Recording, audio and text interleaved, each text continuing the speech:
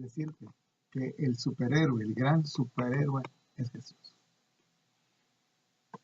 Esta semana la gente está emocionada, hay muchos viajes. Se dice que este fin de semana es el fin de semana que más gente está viajando. ¿Sí? Uno de los fines de semana históricos. ¿Por qué? Porque la gente está viajando a diferentes lugares del país y fuera del país para visitar a sus familiares por el asunto de las festividades del Día de la Independencia. Pues bien, esta mañana hablemos acerca de ese ser que nos ha dado libertad, que nos ha dado la oportunidad de tener vida. Y realmente, amigo, amiga, quiero decirte que este día es el día de la buena nueva. Este es el día de la gran oportunidad que tú y yo necesitamos. ¿Cuántos no recuerdan al famoso jugador O.J. Simpson? Interesante, ¿verdad? Él era un ídolo muy popular, era admirado, había brillado como un futbolista excepcional. Sin duda alguna que hasta el punto que se colocó su nombre, escucha esto, amigo, amiga, se colocó su nombre en el Salón de la Fama. En 1968 ganó el trofeo Heisman porque marcó récords como uno de los corredores mejores de los tiempos, jugando para los Buffalo Bills y los 49 de San Francisco. Tras retirarse en 1979, él consiguió contratos, hizo películas, programas de televisión, trabajó como periodista deportivo, etcétera, etcétera. Pero fíjate, toda su vida se vino abajo de una manera bien trágica, de una manera terrible, cuando el 12 de junio de 1994, Nicole Brown Simpson, ex esposa de O.J. Simpson, y su amigo Ronald Gorman, fueron ese día encontrados acuchillados, y todas las evidencias apuntaban de que él había sido el autor de ese crimen. Había caído la gran estrella de fútbol americano O.J. Simpson. Fíjate, amigo, amiga, un héroe que cayó, un héroe que de repente, un hombre que brillaba, dejó de brillar. Y encontramos personas también como Diego Maradona. ¿Quién no recuerda a ese famoso futbolista Diego Armando Maradona, verdad? Todavía vive el hombre, ¿verdad? ¿Quién no se acuerda del famoso gol que metió con la mano, que llegó a considerarse, ¿verdad? Interesante. Está en la historia del deporte esto. Metió la mano y metió un gol, ¿verdad? Dentro de ese deporte no se permite meter la mano, pero él metió la mano, el árbitro se hizo como que no lo vio, los abanderados también, así que el gol entró y fue considerado gol. Y a esa mano se le llama la famosa mano de Dios, porque ¿quién le discute? ¿Verdad? Qué interesante, ¿verdad? Pasó a la historia como uno de los grandes jugadores, ¿verdad? Pero también ahí podemos ver uno de los tremendos errores del ser humano, el no aceptar que cometió una falta, cometió un error, y la falta de honestidad. Cualquiera que en verdad estuviera con unos principios bien puestos sobre la tierra, hubiera dicho, es cierto, no fue gol, yo metí la mano. Héroes, héroes, héroes. Podríamos hablar de tantos héroes en esta mañana, amigos, amigas, los cuales nos ayudan a poder a darnos cuenta de que cada una de esas personas que en algún momento idolatramos tienen también sus errores. Pero fíjate, dentro de todos esos héroes siempre va a haber uno que va a sobresalir. Posiblemente tú tienes tu héroe. Mira, yo recuerdo el día cuando uno de mis niños me dice, papi, yo quiero ser, cuando sea grande, yo quiero ser como tú. Amigos, quiero decirles que a mí me emocionó cuando escuché eso. Me emocioné bastante. Mi primer hijo diciéndome eso. Pero dentro de mi cabeza dije, yo tengo muchos errores. Él tiene que ser mejor que yo. Tal vez él me ve en este momento como a su héroe, pero yo tengo muchos errores. Él tiene que un día ser mejor que yo. Fíjate, amigo, amiga, que realmente todas esas personas a quienes en algún momento idolatramos tienen sus errores, tienen sus fallas, incluso nuestros padres, ¿sí?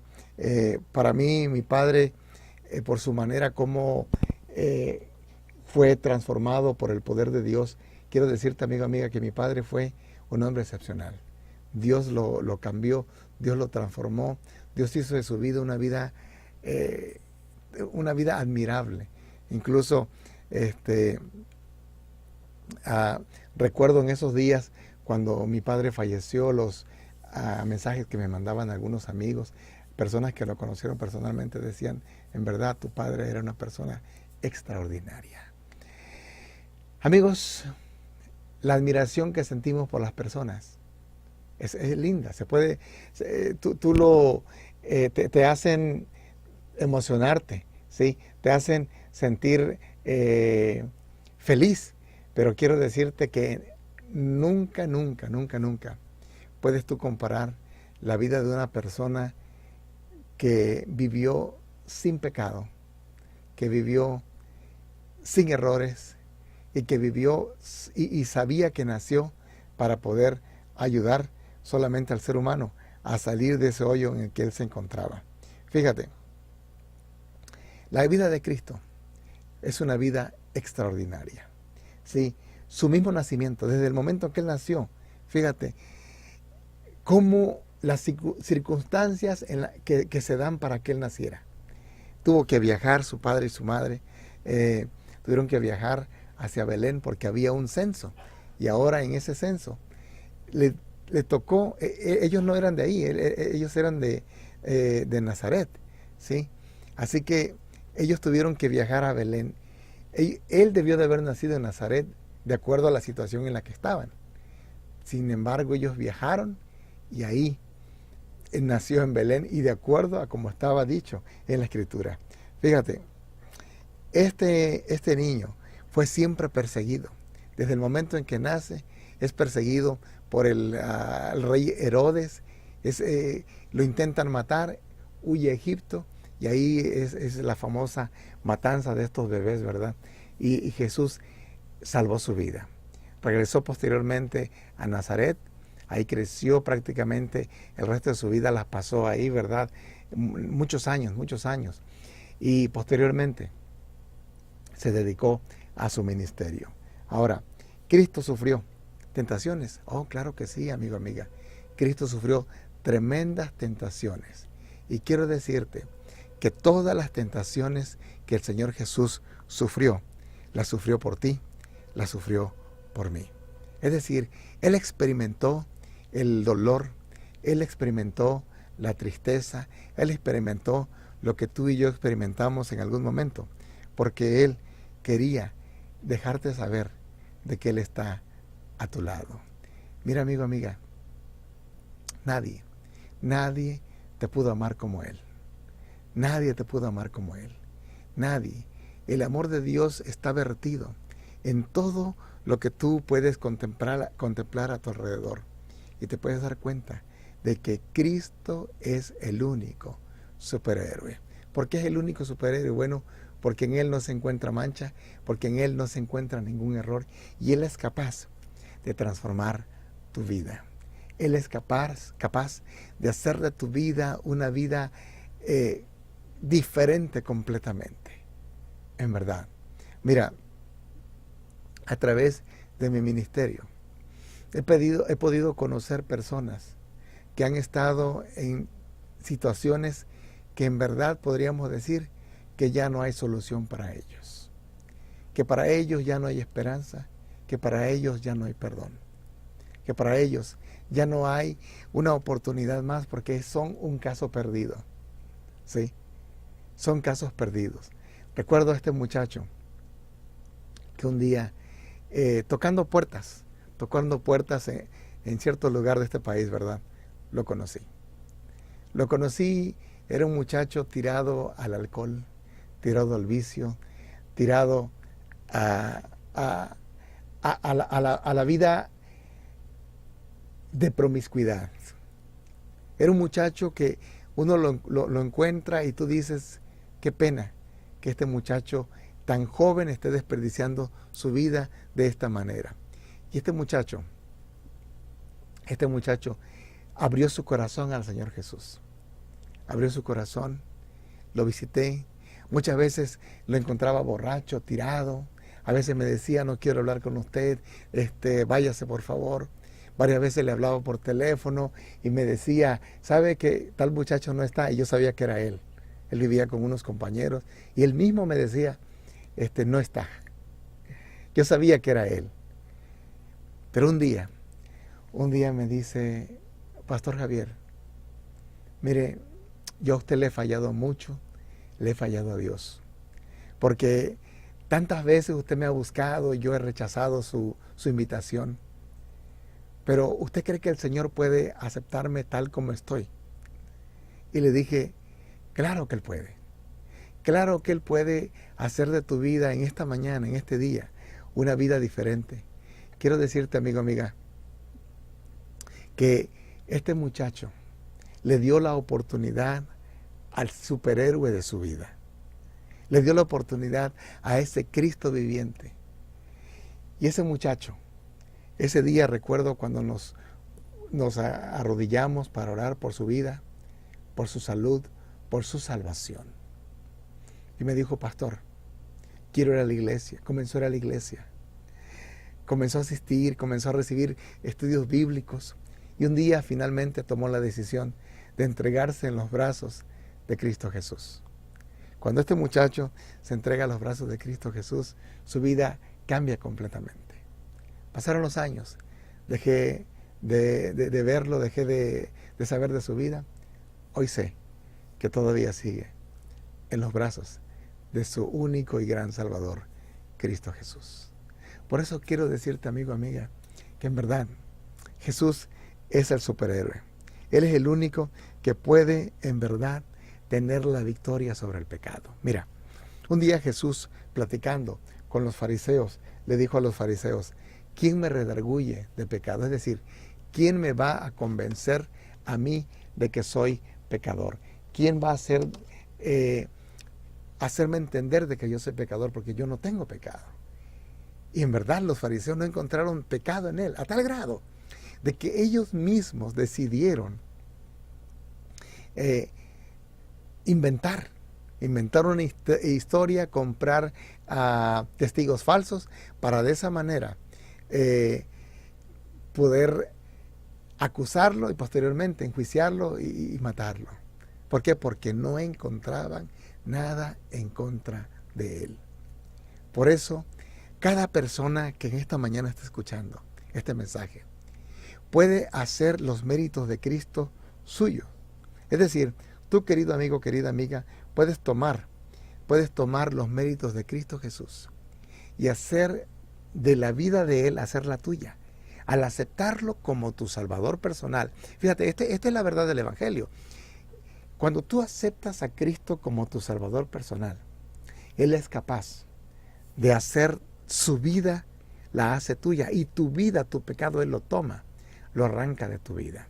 El profeta lo dice de una manera tan simbólica, tan hermosa, que para que nosotros lo entendiéramos, él dice, volverá Él a compadecerse de nosotros. Va a tomar todos nuestros pecados, dice, y los va a lanzar al fondo del océano, al fondo del mar. Dice, y nunca más se acordará Él de esos pecados. ¿Qué quiere decir el Señor Jesús con eso? ¿Qué quiere decir la Biblia con eso? De que el Señor tiene un grado, digámoslo así, también de manera figurada, ¿verdad? Un grado de amnesia. ¿Qué es amnesia? Un problema del olvido. A Dios se le olvida algo. Se le olvida que un día tú y yo pecamos. ¿Sí? ¿Y cómo es que lo olvida? Bueno, simple y sencillamente todos los pecados tuyos, querido amigo, querida amiga, los deposita Él, allá en donde deben de estar, en el lugar del olvido, y nunca más se vuelve de acordar de tus pecados pasados. Eso es una maravilla. Esa es una virtud que solamente tiene Él. Fíjate, querido amigo, querida amiga, Él es el único capaz de perdonar pecados. ¿Qué estoy diciendo con eso?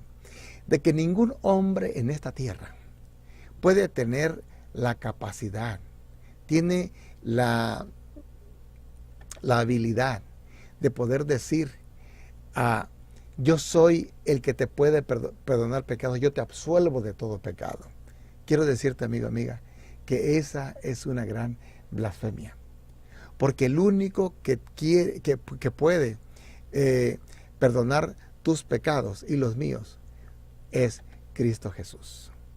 En esta mañana te digo que mismo Pedro, ese apóstol, que es considerado uno de los pilares, incluso es considerado uno de los grandes hombres de la historia apostólica, uno de los discípulos de Jesús, él mismo no tuvo la capacidad de decir yo puedo perdonar pecados.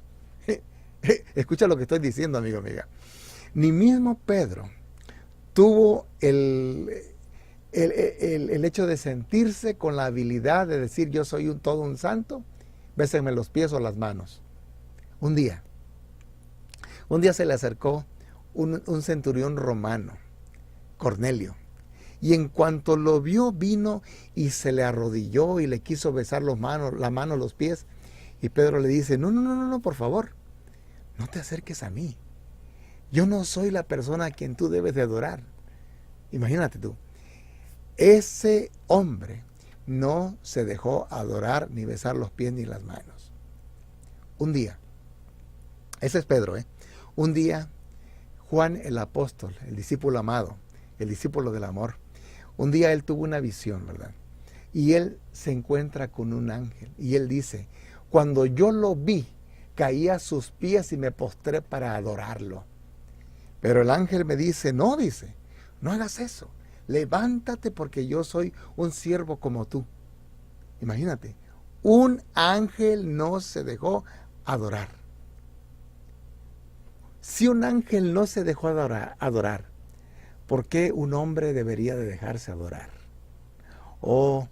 Fíjate que hay hombres que se quieren adjudicar las habilidades, las capacidades que solamente las tiene Cristo Jesús. Mismo Pedro, pensando en eso, él dijo, en ningún otro hombre, en ningún otro ser, hay salvación.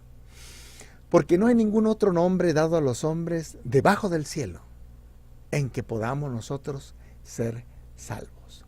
Es decir, solamente Cristo Jesús es el único que tiene las capacidades para poder perdonar pecados y salvarte.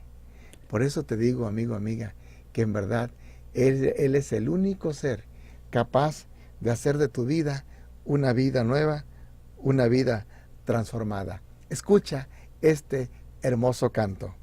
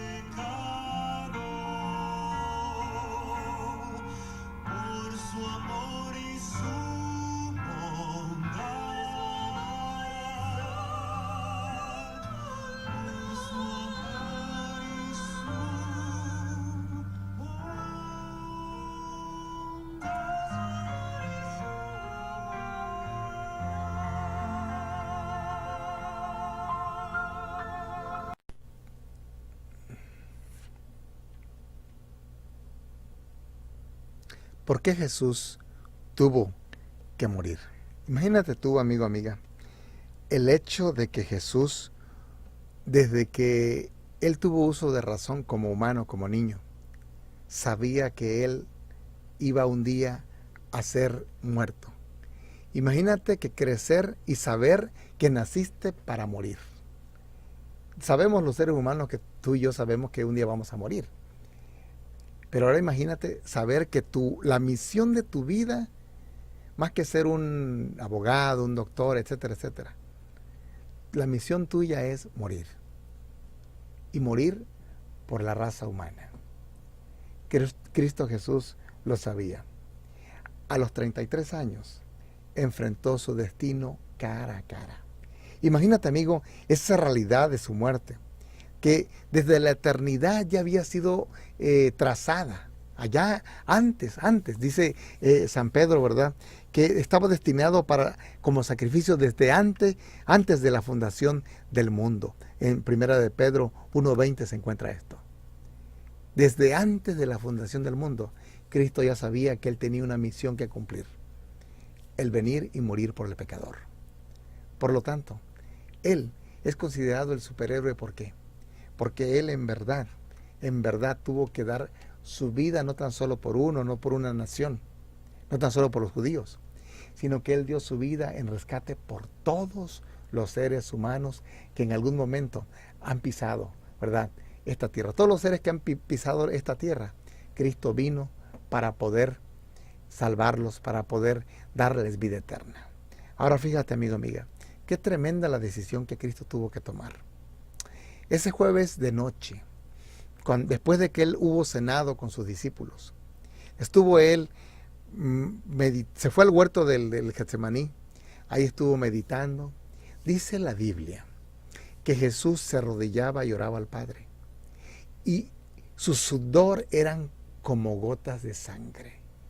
Jesús sudaba sangre. Dicen los especialistas en la medicina, ¿verdad?, en el área de la salud, que eso puede ser posible cuando una persona está atravesando por un estrés único. Jesús atravesó por ese estrés, por esa presión que sentía en su vida. Y fíjate que como ser humano, querido amigo, querida amiga, no es fácil el poder tomar la decisión de decir, oh sí, yo voy a morir ya, ahí voy, estoy listo. Jesús mismo sabía de lo que eso significaba. Imagínate, Cristo yendo a la muerte lo ponía a Él en desventaja, porque es cierto que Él era hombre, pero también era Dios. Jesús tenía que morir por la raza humana, como humano.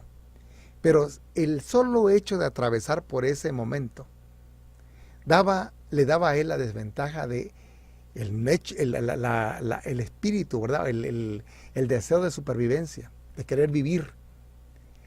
Le daba a querer escaparse.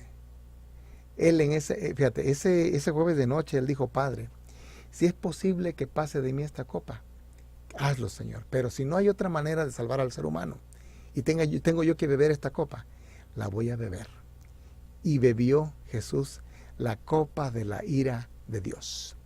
Y ahí, fíjate, Jesús tuvo que tomar esa decisión y la tomó y caminó rumbo al Calvario. Mira, días atrás, unos cuantas horas atrás, Pedro le había dicho, Señor, ten compasión de ti, no seas tan rudo contigo mismo, no seas tan duro, no vayas a morir. Porque él le estaba diciendo a sus discípulos, ¿saben qué? Yo pronto voy a ser entregado. Y él le dijo a Pedro, mira, apártate de mí, Satanás, porque me eres tropiezo. ¿Qué le estaba diciendo Jesús a Pedro? Le estaba diciendo, ¿sabes qué? Tú estás en este momento hablando, inducido, motivado por Satanás. Porque Satanás tenía un plan. ¿Sabes cuál era el plan? De que Cristo no muriera.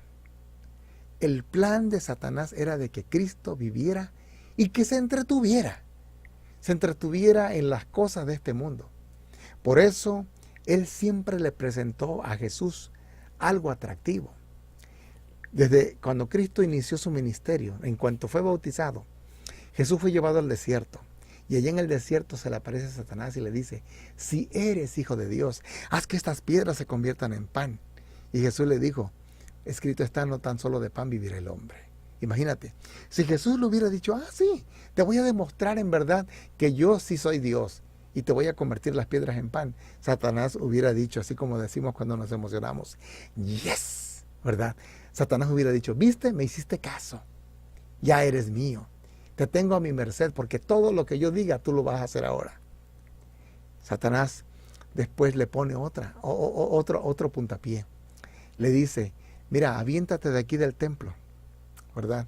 Pues la Biblia dice, fíjate, y aquí citó Satanás un texto del Salmo, un párrafo del Salmo 91, dice, tírate de aquí, pues que a sus ángeles mandará que te guarden en todos tus caminos y te va a guardar para que tu pie no tropiece. Satanás estaba utilizando la misma palabra de Dios para tentar a Jesús. Abro paréntesis aquí. Eso me da a mí a pensar, y nos debe hacer pensar, de que en algún momento Satanás puede utilizar la misma palabra de Dios para engañar a los seres humanos. ¿De qué manera? Simple y sencillamente cuando la Biblia se usa fuera de su contexto original. Cuando se utiliza con una tendencia a querer sacar alguna ventaja. La Biblia puede ser un arma terrible, terrible en las manos de Satanás. ¿Sí? Por eso te digo, querido amigo, querida amiga, la Biblia hay que estudiarla con fe, con oración y también con el deseo de ser dirigido por el poder de Dios a lo que Él te diga, cumplirlo. Porque Satanás la va a querer utilizar también a su manera.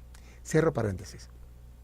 Satanás posteriormente lleva a Jesús, dice, a un monte alto y le presenta todos los reinos de la tierra, todas las riquezas de la tierra. ¿Y qué le dijo? Mira, todo esto te daré si postrado me adorares. Tremenda tentación, amigo, amiga. Fíjate, ¿a quién no le interesa el dinero? ¿A quién no le interesa el tener una buena posición, comodidad? A todos. Y Satanás le presentó a Jesús. Él mismo le dijo, mira, todo esto es mío. Te lo voy a dar. Realmente Satanás, amigo, amiga, es un engañador, un usurpador. Porque la misma Biblia dice, de labios del Señor dice, mía es la plata, mío es el oro, dice Jehová de los ejércitos. ¿De quién es la plata? ¿De quién es el oro? De Dios. Todo lo que hay en este mundo, Él lo creó. Él mismo le dijo un día a Job, si yo tuviera hambre, dice, no te lo diría, tampoco te preguntaría. Por lo tanto, Satanás se quería atribuir de que Él era el dueño de todo. Pero cuando Jesús vio la tendencia de Satanás, y fíjate, este es un punto bien importante, el plan real de Satanás y la razón por la cual él está enojado con Dios es porque Satanás no es objeto de adoración, porque el único a quien se debe de adorar es Dios. Y él le dijo a Jesús, te daré todo si postrado me adorares. Desde la eternidad del conflicto de los siglos, fíjate, allá en la eternidad Satanás quería que se le adorara como Dios. El libro de Ezequiel, el libro de Isaías nos dicen que Satanás se sentaba, dice, caminaba sobre las piedras, sobre el fuego. ¿Sí? Satanás caminaba sobre el fuego. Y la misma Biblia dice que todos los que pueden caminar sobre el fuego son aquellos que son santos.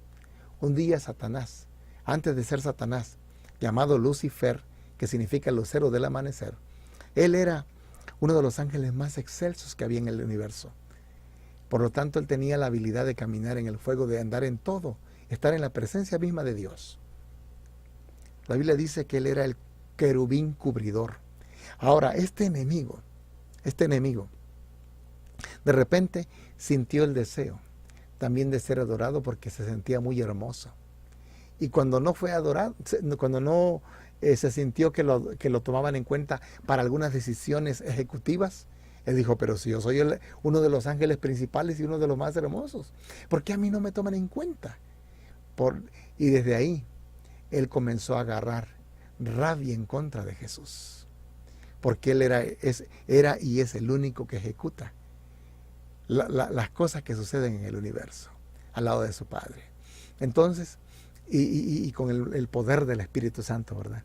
Y entonces se enoja es lanzado fuera del cielo porque él levantó una tercera parte de los ángeles del cielo. Se rebelaron en contra de Dios escuchando la voz del enemigo. Ahora él se convierte en el archienemigo de Jesús. Por lo tanto, él, fíjate, él no quería que él muriera porque si sabía que Jesús moría, Jesús podría un día llegar a salvar al hombre. Esa era la razón por la cual Cristo había venido al mundo. Por eso lo quiso entretener.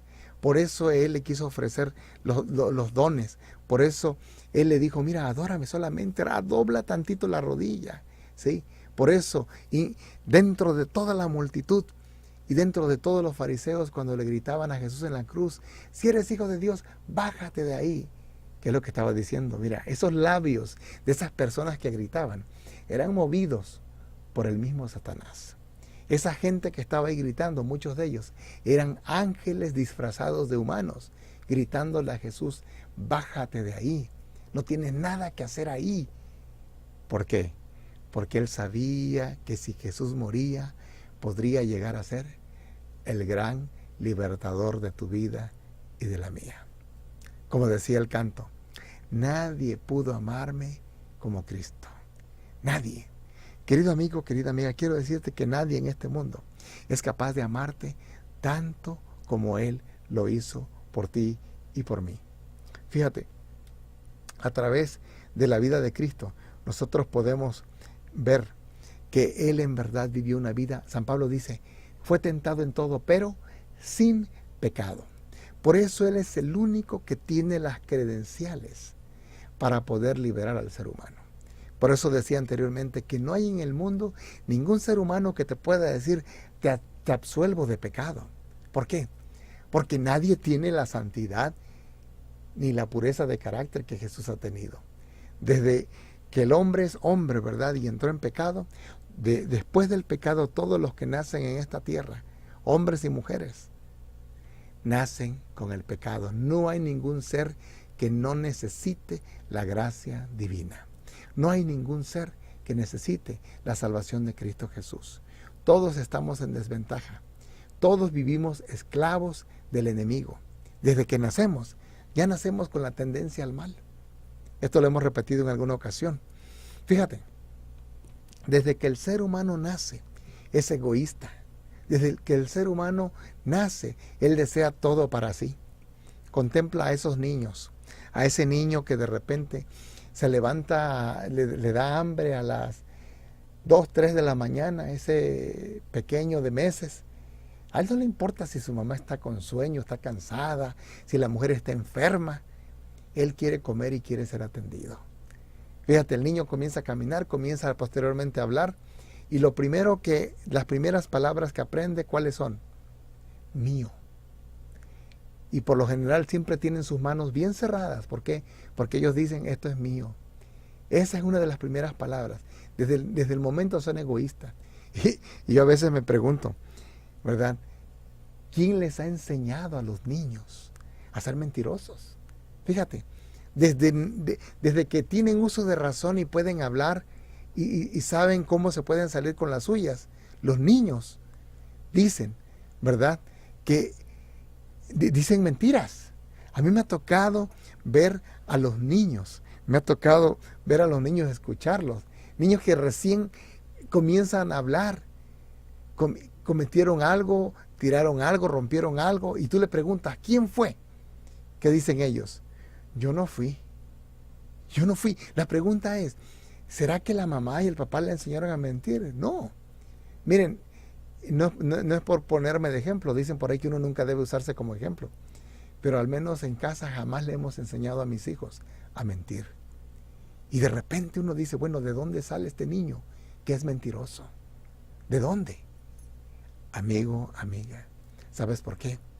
Porque los seres humanos estamos en desventaja. Nacemos esclavos del pecado. De ahí que nosotros necesitamos un Salvador. Por eso en esta mañana hemos titulado el tema, el gran libertador. ¿Por qué? Porque es el único que puede libertar al ser humano de la condición en la que está. San Pablo lo dice de la siguiente manera. por cuanto todos pecaron, están destituidos de la gloria de Dios. Imagínate, todos los seres humanos hemos pecado. Por lo tanto, no hay nadie que pueda decir, oh, yo estoy libre de pecado. Mira, a mí me ha tocado platicar con personas que en algún momento me dicen, Pastor Javier, mira, yo no le hago mal a nadie. Soy buen esposo, soy buen ciudadano, soy una persona digna de confianza. Es más, no le robo al patrón. Moralmente son bastante buenos. Moralmente son personas excepcionales. Dicen así que yo no necesito, en verdad, ir a ninguna iglesia, yo no necesito arrepentirme de nada. Es interesante, amigo, fíjate.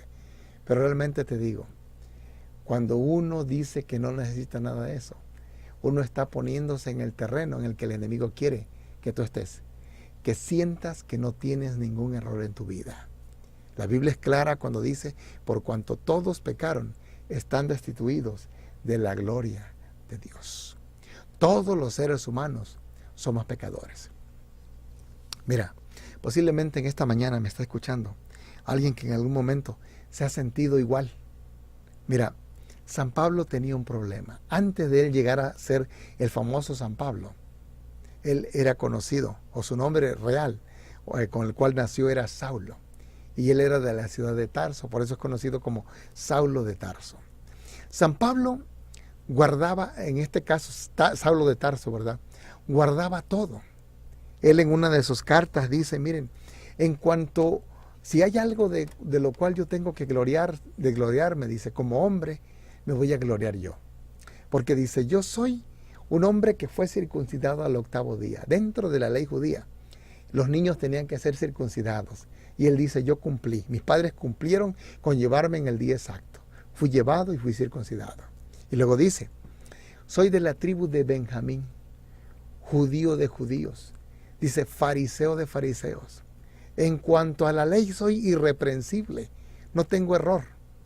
Dice, en todos los aspectos yo soy una persona netamente decente. Ahora la pregunta era, ¿de qué voy a hacer? O ¿cómo podemos convencer a San Pablo, a Saulo de Tarso, de que es un pecador? Si él sentía que todo estaba bien en su vida, ¿qué le faltaba en su vida para poder llegar a ser una persona realmente completa?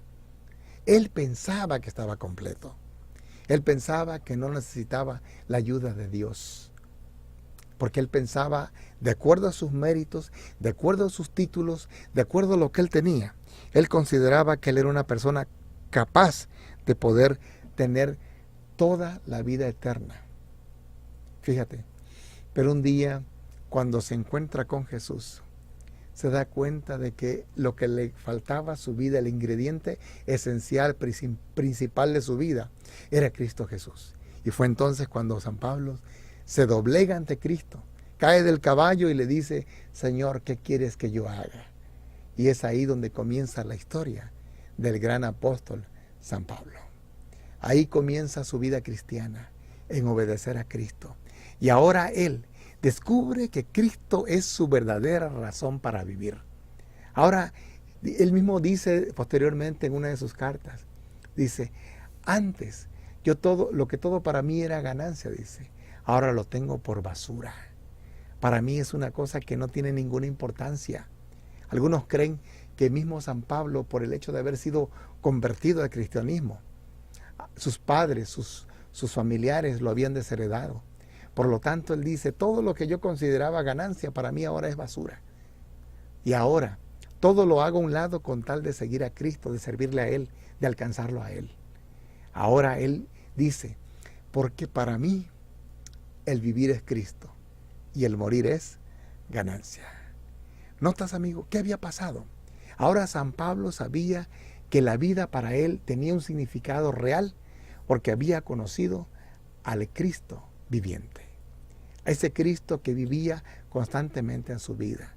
Él sabía que Cristo vivía y él constantemente decía, ante las adversidades, ante los problemas de su vida, él decía, yo todo lo puedo en Cristo que me fortalece. Filipenses 4:13. Por eso te digo, querido amigo, querida amiga, si hay alguien a quien nosotros tenemos que admirar, si hay alguien a quien tenemos nosotros que rendirle nuestra adoración, debería ser llana plenamente a Cristo Jesús, a Dios el Creador, al Espíritu de Dios. ¿Por qué? Porque es el único ser, amigo, amiga, que tiene la habilidad de en verdad ser el único superhéroe. Cristo Jesús es el que vino a este mundo, murió por ti, murió por mí. Tal vez alguno me dirá en esta mañana: Pastor Javier, me estás hablando de religión, me estás hablando de que yo tengo que ir a tu iglesia. No, querido amigo, te estoy hablando de esto bien importante, de que no importa lo que seas y lo que tengas, si tú consideras que no necesitas a Cristo, estás en tremenda desventaja. Quiero decirte que estás en peligro de muerte eterna. Tiene que ver con lo que tienes que dejar o de guardar debido a cierta denominación, a cierta religión. Es un asunto de vida eterna. No es un asunto de religión, de denominación. Es un asunto de que tú tienes que aceptar a Cristo como tu Salvador, como tu único Salvador personal. ¿Sabes por qué, amigo, amiga? ¿Sabes por qué? Porque es cierto que ninguna religión salva.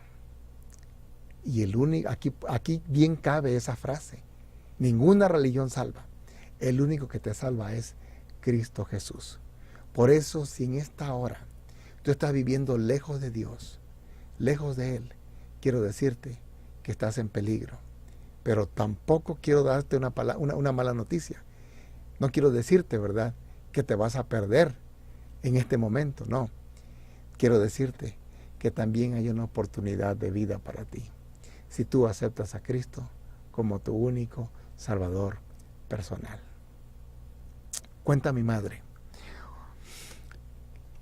que nosotros teníamos mi madre, pues de parte de mi madre tenía un sobrino, un primo mío.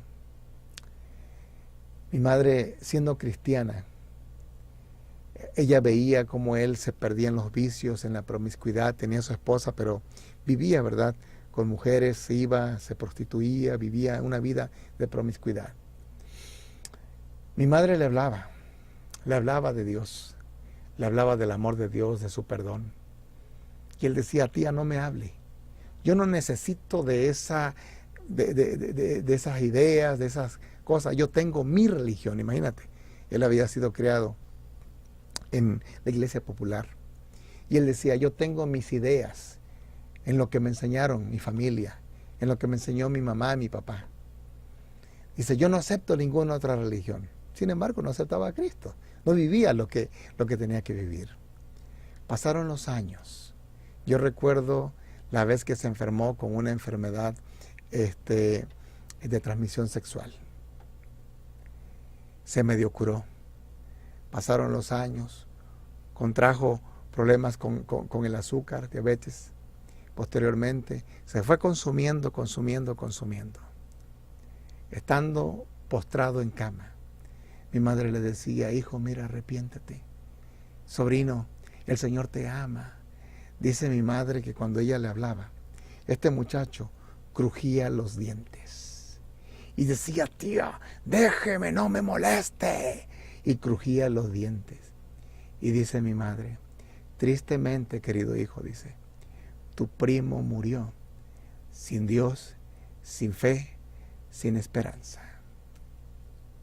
¿Cuántos en este mundo viven todavía esclavos del enemigo? Quiero decirte, amigo, que el único que te puede dar la verdadera independencia, la verdadera salud, la verdadera salvación, es Cristo Jesús. Quiero decirte que no hay nadie más que tenga las credenciales para poder darte a ti la vida eterna. En la Facultad de Teología de la Universidad de Chicago, cada año se realiza lo que llaman el Día del Bautista. Ese día, cada uno lleva su comida y tienen un picnic sobre el césped de la institución. Cada día del Bautista, la facultad invita a algún personaje destacado para dar una conferencia en el Centro de Teología. Un año invitaron al Dr. Paul Tillich. El Dr. Tillich habló por 2 horas y media, probando que la resurrección de Cristo era falsa. Citó a erudito tras eruditos y él decía que no existía tal cosa. Citó libros, gente supuestamente muy letrada. Su conclusión fue de que siendo que no había una prueba histórica de la resurrección de Cristo, era algo netamente emocional solamente, porque se basaba en una relación con Cristo resucitado, lo cual nunca había existido. Era una idea solamente. Luego preguntó si había por ahí alguna pregunta. 30 minutos después de que él había terminado y esperado que hubiera alguna respuesta, todo silencio. De repente se levanta un anciano predicador, que levanta la mano y comiendo una manzana, le dice: Dr. Tillich, tengo una pregunta. Todas las miradas se volvieron hacia este anciano predicador, mientras masticaba su manzana y hacía crunch, crunch, crunch. Le dijo: mi pregunta es simple, Dr. Tillich. Crunch, crunch. Y seguía masticando su manzana. Bien, dice, yo puedo, ya no puedo en este momento, dice, recitar, dice, la escritura en el griego original o en el hebreo original. Dice, no sé nada acerca de Newburgh ni de Heidegger, aquellos hombres que usted menciona. No soy tan letrado, dice. Y terminando su manzana le dice: todo lo que yo quiero saber es una cosa. ¿Esta manzana que me acabo de comer era dulce o ácida? El doctor Tillich hizo una pausa y contestó de una manera ejemplarmente escolástica. Dice: no hay forma que yo pueda contestar esa pregunta porque yo no he probado esa manzana. El predicador de cabello blanco de igual manera dice: ¿sabe qué? Tiene razón. Usted tampoco ha probado a mi Jesús. Tremenda respuesta de este anciano. Cuenta la historia que todos los asistentes a ese lugar, las 1000 personas que habían, se pusieron de pie y prorrumpieron en un tremendo aplauso hacia el venerable anciano. Este hombre, el doctor Tillich, se dio la media vuelta y salió, como dicen comúnmente, como el perro con la cola entre las patas. Amigo, amiga, posiblemente en esta mañana tú dirás: Pastor Javier, tú me estás hablando de un Jesús que es pura filosofía. Tú me estás hablando de un Jesús que posiblemente tal vez ni existió. Quiero decirte, amigo, amiga, que hay gente que puede discutir muchas cosas en contra de la Escritura, pero hay algo que no pueden discutir: de que aquel que la lee es transformado, de que aquel que era asesino deja de serlo, de que aquel que era un borracho empedernido como mi padre es transformado, y aquel hombre que era golpeador deja de serlo y se convierte en un apasionante hombre amante de su esposa y de sus hijos. Te lo digo porque mi padre fue ese. Por eso en esta mañana te digo, querido amigo, querida amiga, nadie puede tener la habilidad de transformarte, de cambiarte, sino solamente Cristo Jesús. Él te da todo su amor, Él te da toda su vida, y en esta mañana Él quiere darte la vida eterna.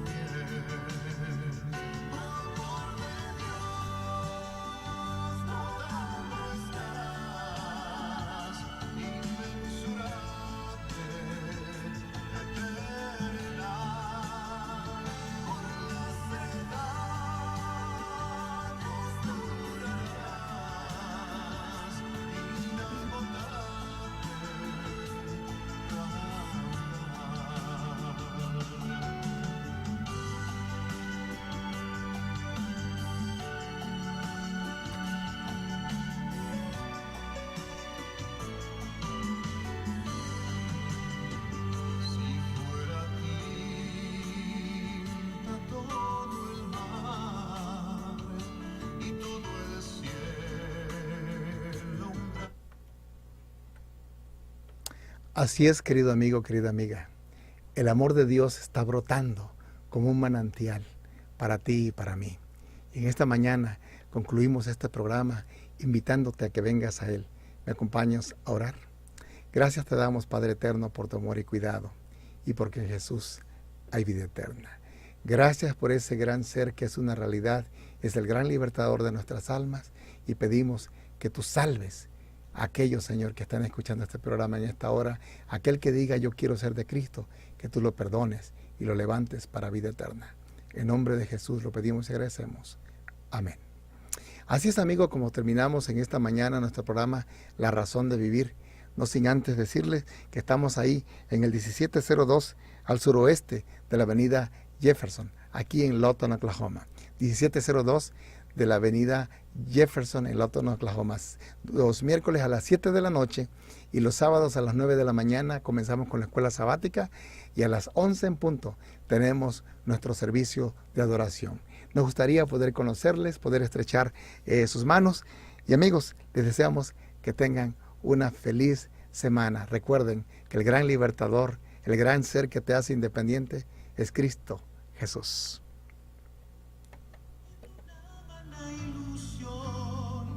Para distraer un poco su vacío corazón en el lugar inadecuado, que estén buscando solución en vez de encontrar la paz.